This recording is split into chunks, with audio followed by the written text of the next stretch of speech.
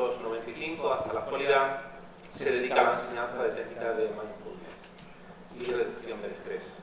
Es consultora en mindfulness, formada por el Global Mindfulness Collaborative hasta el nivel TAI. También es docente actualmente del Servicio de Salud de Castilla y León, tanto en centros hospitalarios como en atención primaria.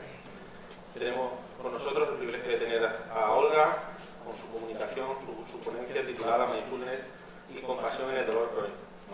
Diseño de un programa multicomponente como estrategia de afrontamiento activo. Gracias, profesor.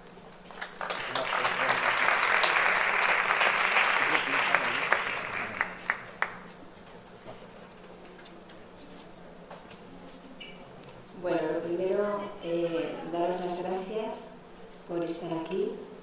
En esta sala es un poco diferente, ¿verdad?, a las otras salas. Y quería empezar con una práctica de mindfulness.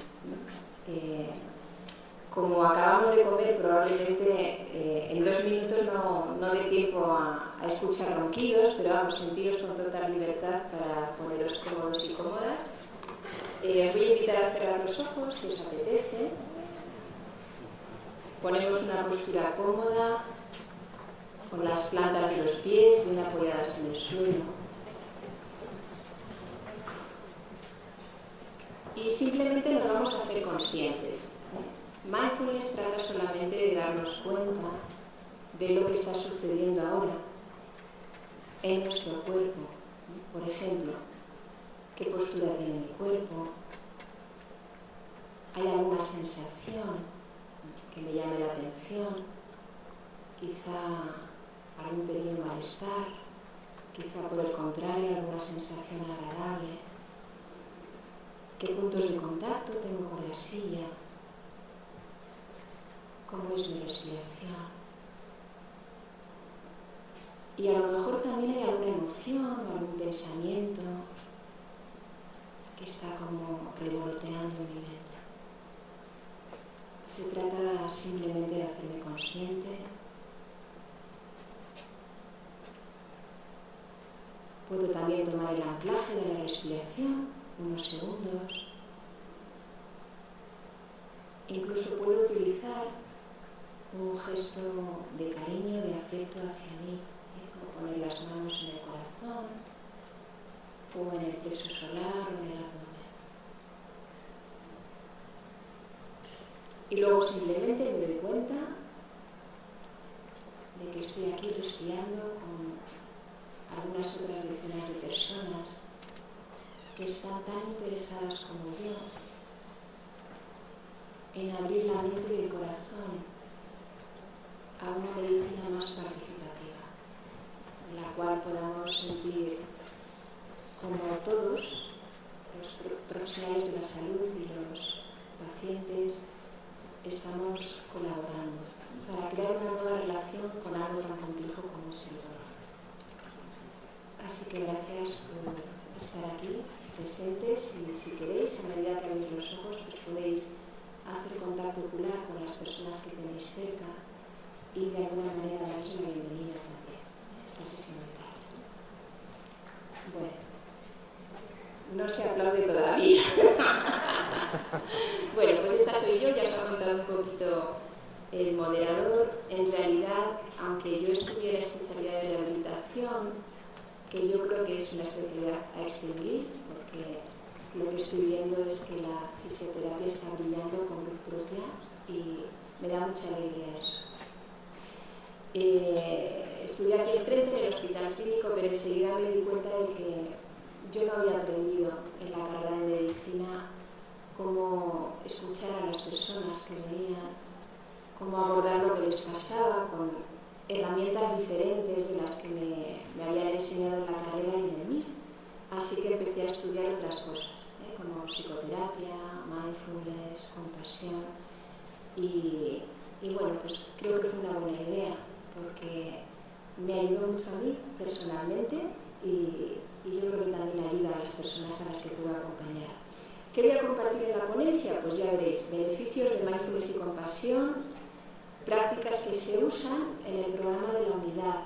Si yo estoy aquí es por la generosidad y por la amabilidad de Miguel Ángel y Fede.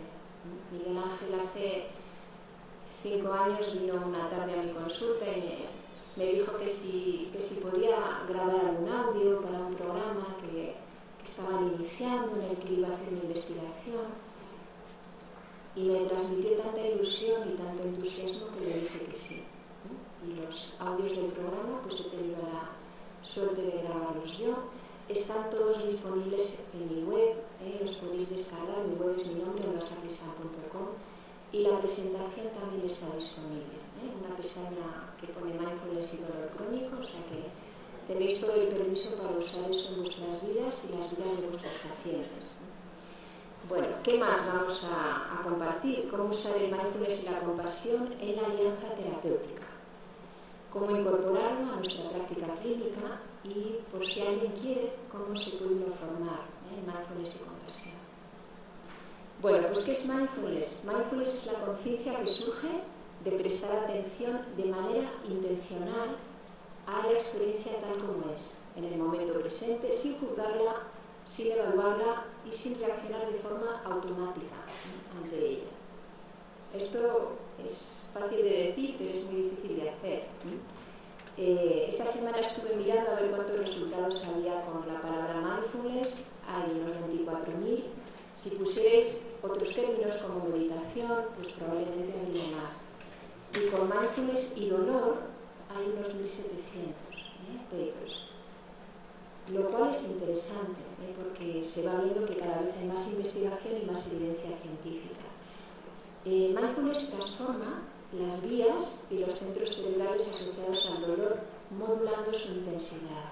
No es ninguna panacea, es un complemento a otras muchas de las herramientas que podéis usar en vuestra práctica clínica. Y las prácticas fundamentales de mindfulness que usamos en la pequeña parte de vuelta a la calma del programa de la unidad, de afrontamiento activo del dolor, se derivan de 2 programas que son los más investigados, que es el programa de reducción del estrés basado en mindfulness, o MBSR, y el programa de terapia cognitiva basado en mindfulness. Y cuando practicamos mindfulness atendemos a varias cosas. Por un lado, a las sensaciones corporales, a lo que llega a través de los 5 sentidos, a las actividades mentales, que son pensamientos, recuerdos, emociones, anticipaciones, y también a la interconexión con los demás. Veremos por qué esto es muy importante. Bueno, ¿y qué es esto de la compasión? La compasión es un término que se usa mucho en el budismo, y en los países anglosajones hay menos confusión con el término, pero en los países latinos hay mucha confusión. Entonces, compasión no es pena ni es lástima.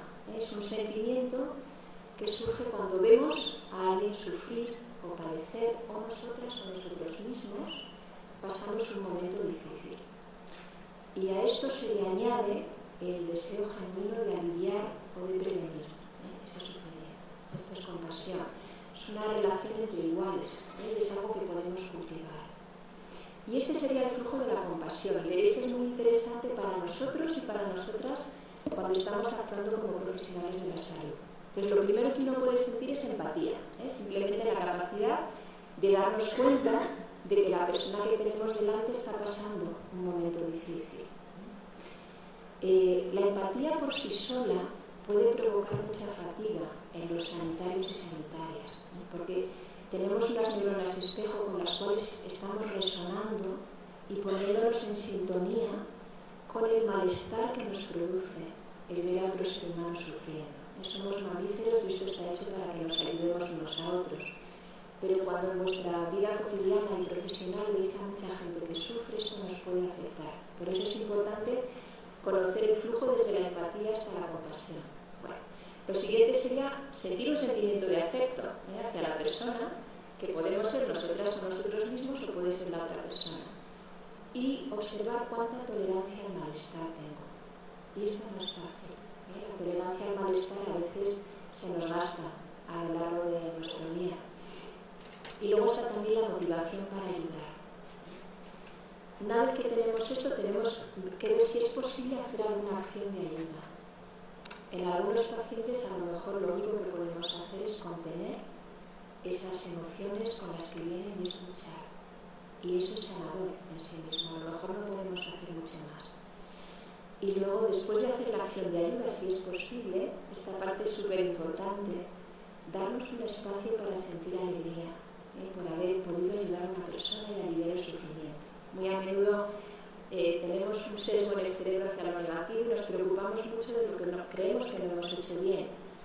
Pero ¿cuántas veces nos han dicho, eres la primera persona que me escucha, que ha querido oír mi historia entera? Entonces es importante también, en el flujo de la compasión, el final es sentir esa plenitud y esa alegría por haber podido aliviar el sufrimiento de otra persona. Bueno, en compasión, lo que hemos visto estas semanas, que había 36.000 resultados, y en compasión y dolor más de 2.000. Es decir, son técnicas que se están ya utilizando mucho en el tratamiento de pacientes con dolor. Bueno, las prácticas de compasión y de neuroplasticidad positiva, tenemos varias de estas en el programa, luego os cuento, complementan a las de mindfulness. Nos enseñan a entrenar circuitos que promueven el autocuidado, cosa que es muy importante. Hablabais antes de cómo muchas veces las terapias son muy pasivas. El autocuidado es algo que uno puede hacer por uno mismo. Promueven también la empatía y sentimientos positivos hacia uno mismo y hacia los demás. Y hemos seguido técnicas extraídas de todos estos programas. La formación en mindfulness de compasión a veces es un poco adictiva y yo he hecho todos estos programas, pero en realidad las prácticas las he ido seleccionando un poquito a medida de lo que yo veía que necesitaban estos pacientes. Yo hice el programa como si fuera una paciente más, sin decir que... Bueno, a mí también me duele partes de mi cuerpo, pero bueno, fui como una paciente más para vivir en primera persona como era aquella, y poder ajustar las prácticas. ¿Y cómo son? Cuando tenemos programas estandarizados, no es como lo que hemos hecho en la unidad del dolor, aquí en la unidad de afrontamiento activo del dolor. Yo solamente grabo unos cuantos audios para la parte final de las 18 sesiones de ejercicio que se hacen a lo largo de 6 semanas después de la neuroeducación en el dolor. Pero esto que os digo ahora son los programas que hay estandarizados, programas a los que va gente que tiene dolor y todo el programa entero es de mindfulness y compasión o solo de mindfulness. Entonces, suelen ser intervenciones grupales de 10 a 25 personas. La duración media son 9 semanas con una primera semana que es como de orientación y luego ya hay 8 semanas, una vez por semana se reúnen todos de 2 horas y media a 3 horas y hay muchas, son multicomponentes los propios programas de mindfulness y compasión. Tienen movimientos conscientes, sesiones de indagación en grupos, se hace psicoeducación sobre gestión del estrés, sobre los sistemas de regulación emocional. Se explica, por ejemplo, a las personas que cuando tenemos el sistema de amenaza muy grande, muy en alerta, pasa todo lo que nos han comentado ya a lo largo del congreso y lo que ya sabemos, que nuestro umbral para el dolor cambia y sufrimos mucho más. Entonces, esto se explica en estos programas. Se habla también de qué es la neuroplasticidad positiva y cómo nos puede ayudar. Bueno, por ejemplo, este sería un modelo de uno de los programas en los que yo me he formado como profesora. El modelo se llama Mindfulness y Compasión para la Salud, o Gestión del Dolor basada en Mindfulness en inglés, y tiene 6 pasos. Los 6 pasos se dividen en las 8 semanas.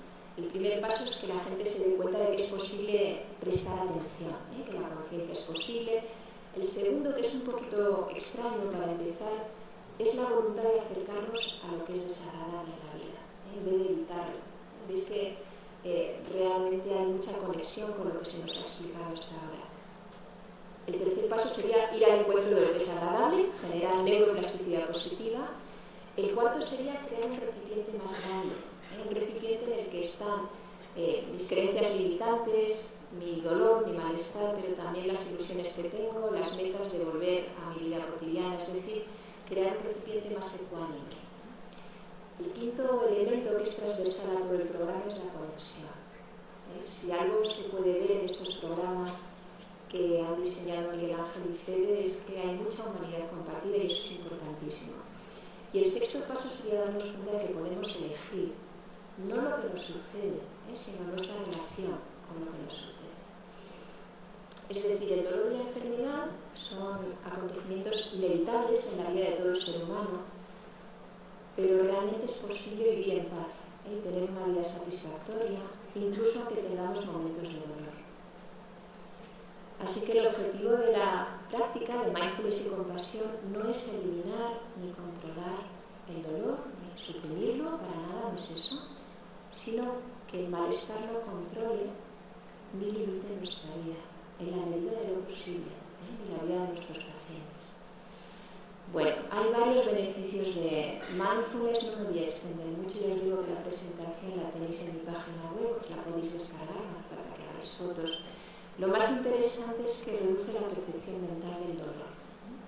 Hay algo que se explica mucho, que es el sufrimiento secundario. Es decir, el sufrimiento primario es me duele una parte de mi cuerpo, y eso es una sensación corporal. El sufrimiento secundario sería todo lo que empiezo a sentir emocionalmente y a pensar y a anticipar todo lo que surge. Y realmente se ha visto que en la gestión del dolor es muy importante reducir al mínimo el sufrimiento secundario.